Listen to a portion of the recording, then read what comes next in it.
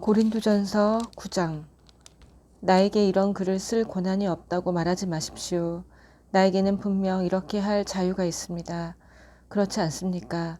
내가 수행할 직무를 받지 못했다는 말입니까? 내가 우리 주 예수를 대면하여 이 일을 위임받지 않았다는 말입니까? 내가 주님을 위해 행한 선한 일의 증거가 여러분이지 않습니까? 다른 사람은 내가 위임받은 권한을 인정하지 않더라도 여러분은 그럴 수 없습니다. 여러분과 함께한 나의 일이 내 권한의 생생한 증거이기 때문입니다. 나를 비판하는 사람들에게 나는 거리낌 없이 항변합니다. 하나님을 위해 선교사로 임명받은 우리에게는 그에 걸맞은 편의를 도모할 권리가 있습니다. 우리에게는 우리와 가족을 위해 후원받을 권리가 있습니다. 여러분은 이 문제와 관련해서 다른 사도들과 우리 주님의 형제들과 베드로에게는 이 일을 제기하지 않는 것 같습니다. 그런데 나에게는 어째서 이 일을 제기합니까? 바나바와 나만은 혼자 힘으로 생계를 유지해야 한다는 말입니까? 군인이 자기 힘으로 생계를 유지하며 군복무를 합니까?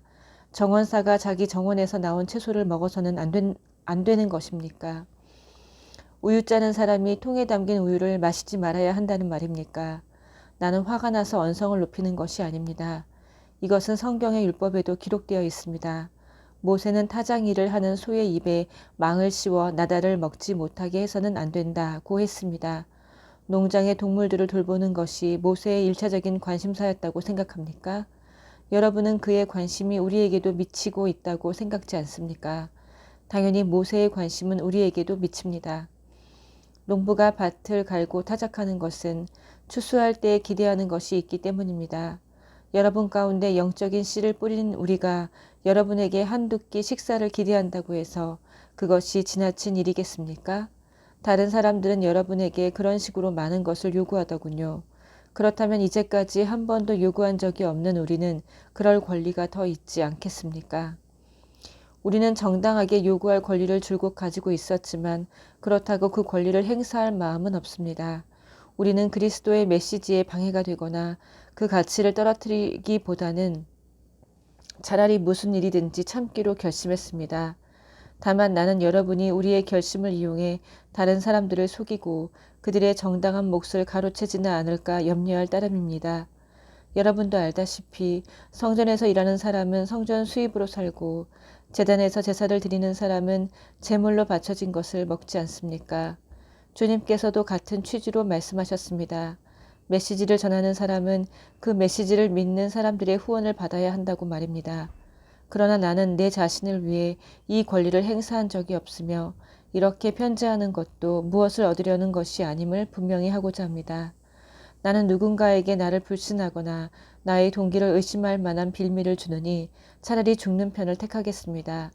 내가 메시지를 선포하는 것은 그것으로 나의 이익을 취하기 위해서가 아닙니다. 나는 메시지를 전하지 않을 수 없습니다. 만일 내가 메시지를 전하지 않으면 나는 파멸하고 말 것입니다. 메시지를 전하여 생계를 꾸리는 것이 내 생각이었다면 나는 약간의 급여라도 기대했을 것입니다. 그러나 메시지를 전하는 것은 내 생각이 아니라 내게 엄숙하게 맡겨진 사명입니다. 그러니 내가 어찌 급여를 기대할 수 있겠습니까? 그렇다면 내가 메시지를 전하여 얻는 것이 있을까요? 사실을 말씀드리면 얻는 것이 있습니다. 여러분에게 값없이 메시지를 전하는 즐거움이 그것입니다. 그러니 여러분은 나의 경비를 지불하지 않아도 됩니다. 나는 어느 누구의 요구나 기대에 매이지 않는 자유인이지만 다양한 부류의 사람들에게 다가가려고 자발적으로 모든 사람, 종교인들, 비종교인들, 매우 신중한 도덕가들, 자유분방하게 사는 부도덕한 자들, 실패한 자들, 타락한 자들의 종이 되었습니다. 나는 그들의 생활 방식을 받아들이지는 않았습니다. 나는 그리스도 안에 내 뜻을 두었지만 그들의 세계로 들어가서 그들의 관점으로 경험하고자 했습니다. 나는 모든 모양의 종이 되어 만나는 사람들을 하나님께 구원받는 삶으로 인도하고자 애썼습니다. 내가 이 모든 일을 한 것은 메시지 때문이었습니다. 나는 메시지를 두고 이러쿵저러쿵 논하기보다 다만 메시지에 참여하고 싶었을 따름입니다. 여러분은 경기장에서 육상 선수들이 달리는 모습을 보았을 것입니다. 모든 선수가 달리지만 상을 받는 선수는 한 명뿐입니다. 여러분도 상을 받을 수 있도록 달려가십시오. 훌륭한 육상 선수는 너나 없이 열심히 훈련합니다. 그들은 녹슬어 없어질 금메달을 따려고 훈련하지만 여러분은 영원한 금메달을 따려고 훈련하는 것입니다. 여러분은 어떤지 모르겠으나 나는 결승선에 닿으려고 열심히 달리고 있습니다. 나는 내가 가진 모든 것을 그 일에 쏟고 있습니다. 되는 대로 사는 것은 나에게 있을 수 없는 일입니다. 나는 정신을 바짝 차리고 최상의 상태를 유지하고 있습니다. 이는 방심하다가 허를 찔리는 일이 없게 하려는 것입니다. 다른 모든 사람에게 메시지를 전하고 나서 정작 나 자신은 버림받는 일이 없게 하려는 것입니다. 10장. 친구 여러분, 우리의 역사를 떠올려 경계를 삼기 바랍니다. 우리 조상들은 모두 하나님의 섭리로 구름의 인도를 받았고 기적적으로 바다를 건넜습니다. 모세가 그들을 종의 상태에서 구원으로, 죽음에서 생명으로 이끌 때 그들은 우리가 세례를 받듯이 물속을 지났습니다. 그들은 모두 같은 음식을 먹고 같은 음료를 마셨습니다. 그것은 하나님께서 날마다 공급해 주신 식사였습니다. 그들은 바위 틈에서 솟아나는 물을 마셨습니다. 하나님께서 그들을 위해 마련하신 바위에서 솟아난 물은 그들이 있는 곳이면 어디에서나 그들과 함께 머물렀습니다. 그 바위는 다름 아닌 그리스도였습니다. 그러나 하나님의 기적과 은혜를 경험한 것이 그들에게는 큰 의미가 없었던 것 같습니다. 광야에서 어려운 시기를 보내는 동안 그들 대다수가 유혹에 무너지고 말았으니까요. 결국 하나님께서도 그들을 기뻐하지 않으셨습니다. 똑같은 일이 우리에게도 일어날 수 있습니다. 그러니 우리는 그들처럼 자기 마음대로 하려고 하다가 허를 찔리는 일이 없도록 조심하지 않으면 안 됩니다. 백성이 먼저 파티를 벌이고 그런 다음 춤을 추었다고 했지만 우리는 그들처럼 우리의 신앙을 떠들썩한 쇼로 변질시켜서는 안 됩니다. 성적으로 문란해서도 안 됩니다. 잊지 마십시오. 그들은 성적으로 문란하게 살다가 하루에 23,000명이나 죽었습니다. 우리가 그리스도를 섬겨야지 그리스도께서 우리를 섬기게 해서는 안 됩니다. 그런데도 그들은 그렇게 했고 결국 하나님께서 독뱀을 풀어놓으셨습니다. 우리는 불평하지 않도록 조심해야 합니다. 그들은 불평하다가 멸망했습니다. 이 모든 것은 위험을 알리는 경고 표지입니다. 이 모든 것이 우리의 역사책에 기록된 것은 우리로 하여금 그들의 실수를 되풀이하지 않게 하려는 것입니다. 우리의 처지가 그들과 유사합니다. 그들이 처음이라면 우리는 나중이라고 할 수 있습니다. 우리도 그들처럼 실패할 수 있습니다. 그러니 순진하게 속지도 말고 자만하지도 마십시오. 여러분도 예외가 아닙니다. 여러분도 다른 누구처럼 쉽게 넘어질 수 있습니다. 자신에 대한 신뢰는 버리십시오.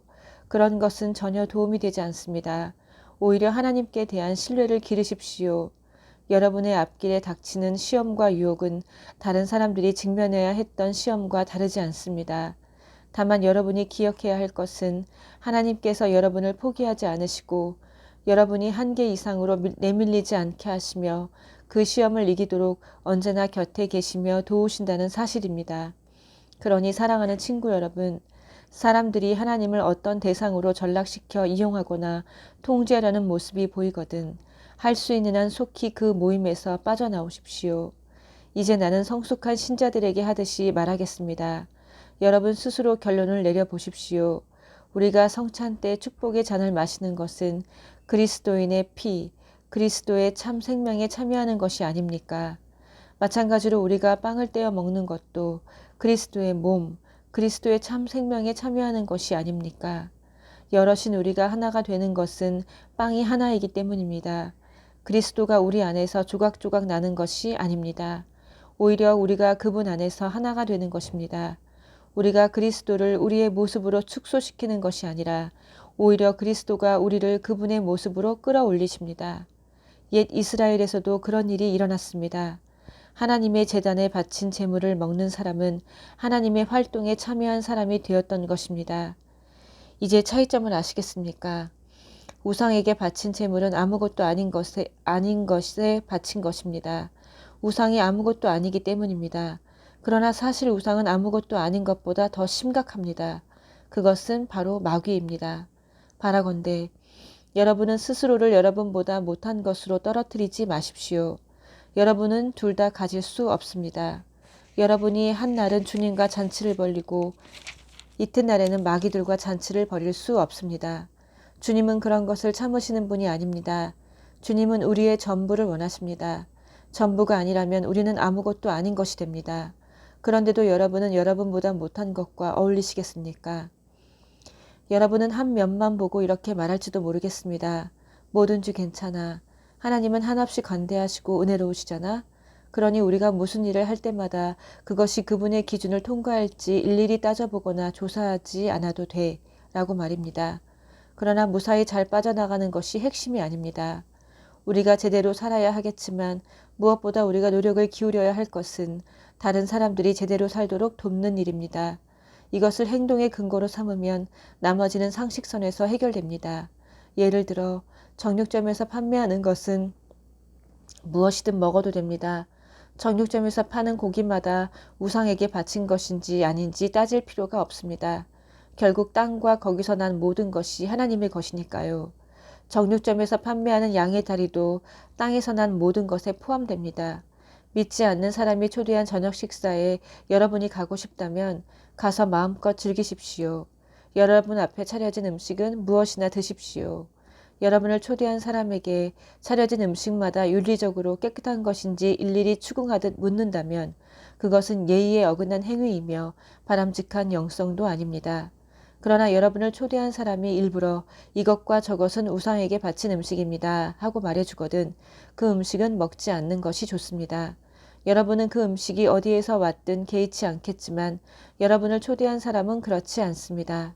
여러분은 그 사람에게 여러분이 예배하는 분에 관해 혼란스러운 메시지를 주어서는 안 되기 때문입니다. 이처럼 특별한 경우가 아니라면 나는 속 좁은 사람들이 하는 말에 마음 졸이며 신경 쓰지 않겠습니다. 나는 마음 편히 처신하겠습니다. 마음이 넓으신 주님께서 어떻게 말씀하셨는지 알기 때문입니다. 내 앞에 차려진 음식을 먹으면서 식탁에 놓인 것을 두고 하나님께 감사드린다면 그런 내가 어떻게 남이 하는 말을 두고 마음을 졸이겠습니까? 내가 그 음식에 대해 하나님께 감사드렸고 하나님께서도 그 음식을 축복해 주셨는데 말입니다. 그러니 남들이 여러분을 두고 뭐라고 말하든지 신경 쓰지 말고 마음껏 드십시오. 결국 여러분이 음식을 먹는 것은 하나님의 영광을 위한 것이지 사람들을 기쁘게 하기 위해 먹는 것이 아니기 때문입니다.